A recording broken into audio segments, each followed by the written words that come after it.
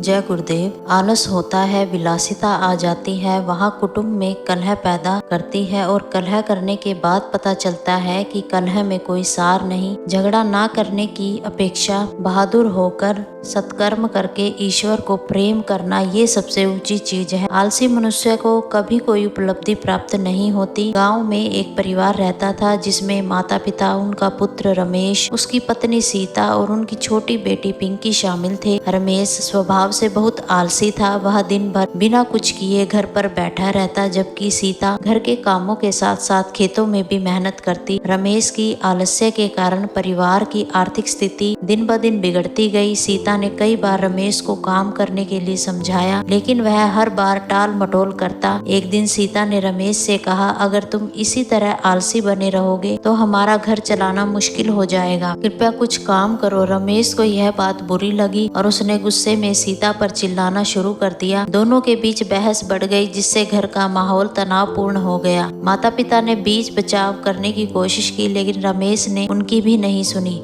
अगले दिन गांव के मुखिया को इस झगड़े के बारे में पता चला। उन्होंने रमेश को बुलाया और समझाया, पुत्र, परिवार एक गाड़ी के समान है जिसमें सभी पहियों का सही से चलना आवश्यक है।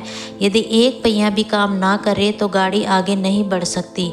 तुम्हारे आलस्य के कारण पूरा परिवार प्रभावित हो रहा है। मेहनत करो ताकि परिवार में सुख शांति बनी रहे। मुखिया की बातों ने रमेश को सोचने पर मजबूर कर दिया। उसने अपने आलस्य को त्यागने का निर्णय लिया और गांव में एक छोटी सी दुकान खोल ली।